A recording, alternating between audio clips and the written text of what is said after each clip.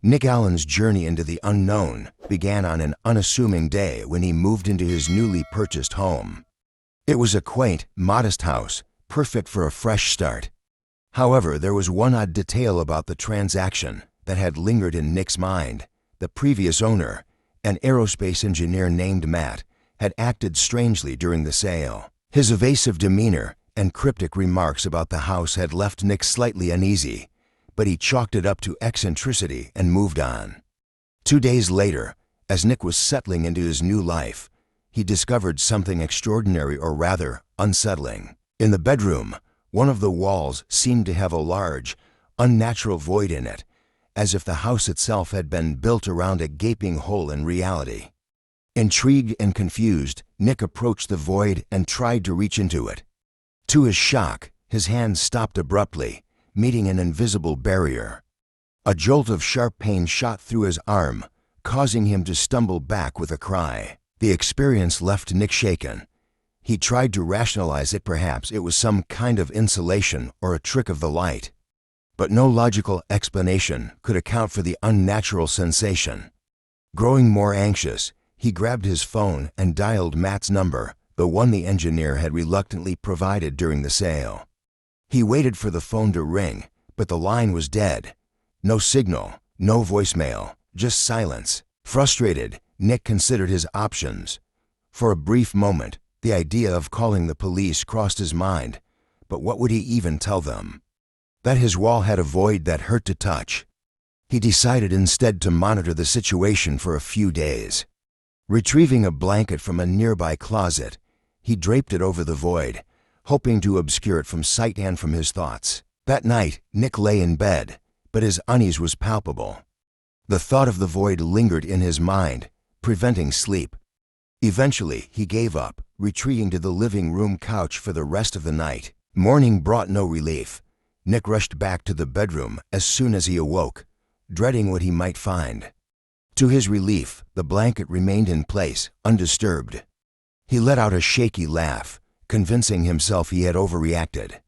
He went about his day, throwing himself into work to distract from the strangeness of his new home. But when he returned that evening, the blanket was gone. Nick's breath caught in his throat. His heart pounded as he approached the void, now exposed and as ominous as ever. Desperate to understand, he reached out again, but just as before, his hand was repelled with force and pain. It was as if the void itself was alive, rejecting his intrusion. Panic bubbled within him.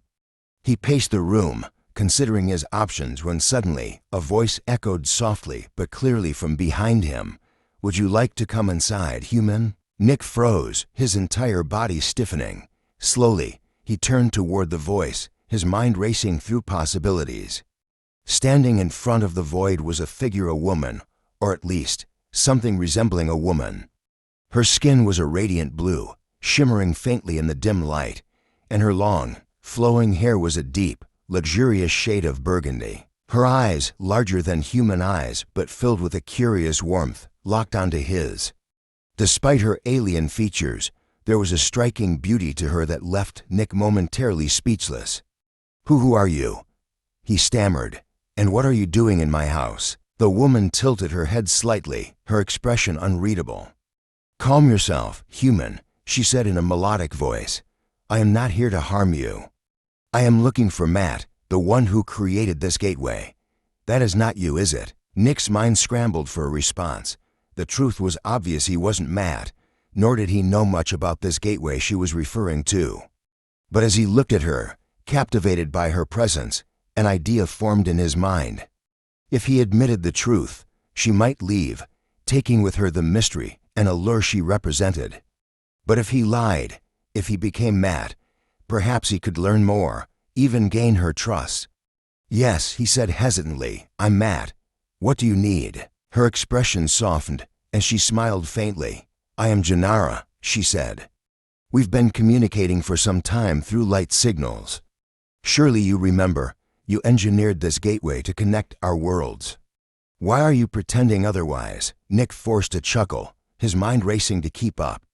"Ah, yes, Janara. Forgive me, it's been a hectic time for me. I've been so overwhelmed with work that I've become forgetful. My apologies if I caused any offense." Janara stepped closer, her luminous eyes scanning him. "You seem different," she said softly. "But it is no matter. You are still Matt, and I am here because I need your help." Nick barely had time to process her words before she placed her hands gently on his shoulders. Her touch sent a shiver down his spine, and he found himself unable to pull away. "You seem tense," she murmured. "Allow me to ease your burdens." Before he could respond, Janara's hands moved with a soothing rhythm, her touch impossibly light yet deeply calming. Nick felt his anxiety melt away, replaced by a sense of tranquility he hadn't felt in years. Her presence was intoxicating, and he found himself drawn to her in ways he couldn't explain. That night, they talked for hours. Janara spoke of her world, a planet filled with breathtaking beauty and advanced technology, but one on the brink of collapse due to a failing energy core. She had come to Nick, or rather, to Matt, seeking a solution. As she described her struggles, Nick felt a pang of guilt for deceiving her. Yet he couldn't bring himself to admit the truth, not when the connection between them was growing so strong. As days turned into weeks, Janara's mission became clear. She needed Nick to return to her world with her to help stabilize the energy core. Despite his fear of the unknown, Nick agreed. Together, they stepped through the void, leaving Earth behind. Janara's world was unlike anything Nick had ever imagined, towering crystal structures that seemed to hum with energy, skies painted in hues of violet and gold, and a people who radiated both wisdom and curiosity. But Nick's awe was short-lived. The leaders of Janara's world quickly demanded that he, as Matt, devise a solution to their energy crisis. Nick felt the weight of their expectations pressing down on him like a mountain. The leaders, tall and imposing figures cloaked in flowing garments that seemed to shimmer with the energy of their dying core, led him to the central hub of their planet. It was a massive, circular chamber filled with glowing conduits, holographic displays, and intricate machinery that pulsed with a faint, irregular rhythm. Janara stayed by his side, her presence the only anchor in this whirlwind of alien technology and urgent demands. "This is the core nexus," one of the leaders explained, his voice resonating deeply. "The heart of our planet's energy grid. It is failing, and if it collapses, our world will fall into darkness. You, Matt, must stabilize it." Nick's mind raced. He stared at the swirling holograms and intricate mechanisms, feeling entirely out of his depth. He had no idea how any of this worked. He wasn't an engineer, let alone the brilliant scientist they thought he was. But the gravity of the situation left no room for hesitation. "I'll need time to assess the system," Nick said, doing his best to sound confident. "I'll need access to all schematics and data related to the Nexus." The leaders nodded solemnly and provided him with access to a chamber filled with alien devices and holographic interfaces. The technology was far beyond anything Nick had encountered on Earth, but he did his best to analyze the data, pretending to understand more than he did. He knew he couldn't rely on his limited knowledge alone. He needed help, and thankfully, he had Janara. Janara noticed his tension and gently placed a hand on his shoulder. "You don't have to do this alone," she said softly. "I can guide you through our systems. I know you're under pressure, but I believe in you, Matt." Her faith in him only deepened Nick's guilt, but it also motivated him to try harder.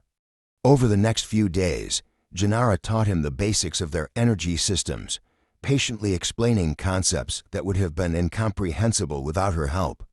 Nick, in turn, used his ingenuity to think outside the box, combining what little he understood with Janara's guidance. As they worked together, Nick realized that the core nexus was not just a power source, but a living, symbiotic system. It was deeply connected to the planet itself, drawing energy from its environment and distributing it in a delicate balance. The problem was that the balance had been disrupted, and the system was on the verge of overload. Nick devised a plan, not a real solution, but a stopgap measure to buy time. Using Janara's knowledge and the tools provided by her people, he proposed creating a temporary stabilization device. The device would channel excess energy away from the Nexus, reducing the strain and allowing them to investigate the root cause of the imbalance. When Nick presented his idea to the leaders, they were skeptical but desperate. If this fails, one of them warned, the resulting energy surge could destroy half the planet. It won't fail, Nick said, hoping his voice didn't betray his uncertainty. Janara stood by his side, her confidence in him unwavering. We must trust him, she said firmly. He's the only one who has shown us a path forward. With the leader's reluctant approval, Nick and Janara began constructing the device. The process was grueling, requiring long hours of precision work. As they toiled, Nick found himself growing closer to Janara. She was more than a guide or a collaborator. She was a source of strength, her unwavering support pushing him to keep going even when doubt threatened to overwhelm him. Finally, the device was complete. It was a sleek, cylindrical construct embedded with glowing circuits and intricate mechanisms. The moment of truth arrived as they installed it in the core nexus. Nick held his breath as Janara activated the device, her fingers moving gracefully over the controls. The chamber filled with a low hum, rising in intensity as the device came to life. The swirling holograms around the nexus stabilized, their erratic movements smoothing into a calm, rhythmic flow. For the first time in weeks, the leaders' faces softened with relief. "It's holding," one of the leaders confirmed, his voice resonating with cautious optimism. The others nodded in agreement, their expressions a mix of disbelief and hope. Nick felt the tension in his shoulders ease slightly, though the weight of his deception still pressed heavily on his chest.